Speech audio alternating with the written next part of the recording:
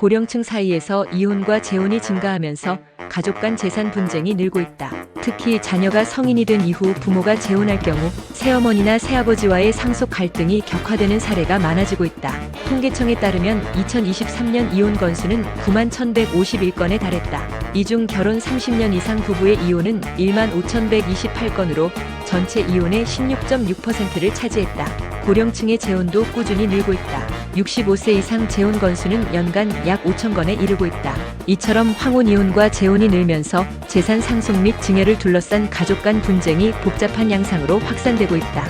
특히 혼인신고 여부, 재혼 시기, 자녀 유무 등 다양한 요소가 맞물리면서 상속권 분쟁은 더욱 첨예해지고 있다. 현행 민법에 따르면 부모 중 한 명이 재혼 후 혼인신고를 마치면 재혼 배우자에게도 법적 상속권이 자동 부여된다. 이 경우 배우자는 직계비속보다 1.5배 많은 상속 지분을 갖는다. 예를 들어 재산이 35억 원일 경우 자녀가 둘이라면 각 자녀는 10억 원, 새어머니는 15억 원을 상속받게 된다. 결혼 기간과 무관하게 혼인신고만 마쳤다면 유류분 제도를 통해 해당 지분이 보장된다. 유류분 제도는 피상속인이 일부 상속인에게 과도하게 재산을 몰아주는 것을 방지하고 다른 상속인의 최소한의 권리를 지키기 위해 마련된 장치다. 가족 모두가 재산 형성 과정에 기여했을 가능성을 전제로 한 장치이기도 하다. 만약 재혼 배우자나 특정 자녀가 유류분을 초과하는 재산을 생전에 미리 증여받았다면 다른 상속인은 유류분 반환 청구 소송을 제기할 수 있다.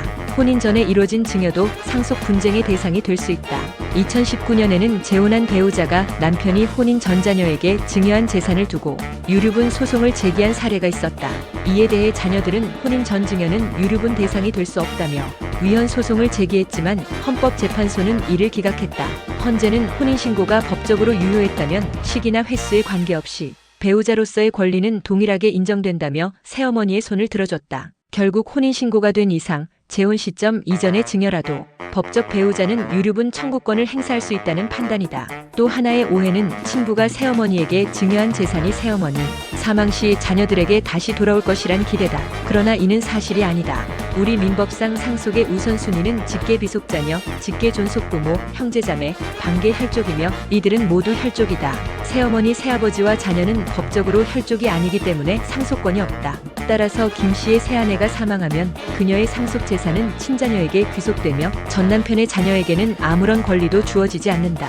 만약 재혼한 부부 사이에 공동의 자녀가 있다면 이 자녀는 기존 자녀들과 동등한 상속권을 가지게 된다. 노년기에 혼인신고 없이 동거만 유지하는 경우도 많은데 이 경우 사실혼 배우자는 법적 상속권이 없다. 민법은 법률혼만을 상속의 대상으로 보기 때문이다. 살아있는 동안 증여는 가능하지만 사망 후 법적으로 상속을 요구할 수는 없다. 이에 따라 사실혼 배우자가 사망 후 재산 분쟁에 휘말리는 사례도 적지 않다. 사실혼 배우자에게도 상속권을 인정해야 한다는 헌법소원이 제기됐으나 헌재는 현행 민법이 위헌은 아니다라며 기각했다. 다만 사실혼 관계였더라도 생전 이별하게 된다면 재산분할 청구권은 인정된다. 사실혼 파탄에 대한 책임이 상대 배우자에게 있다면 위자료도 청구 가능하다. 단 배우자가 사망한 뒤에는 재산분할 청구 자체가 불가능하다. 상속 전문 변호사는 재혼 과정에서의 상속 갈등은 단순 감정 문제를 넘어 법적 구조와 제도의 이해 부족에서 기인하는 경우가 많다며 혼인신고 여부, 유류분 제도, 사전증여 시점 등은 모두 분쟁의 촉발 요인이 될 수 있으므로 재혼 전 가족 간의 사전 협의와 법률 자문이 필수라고 강조했다.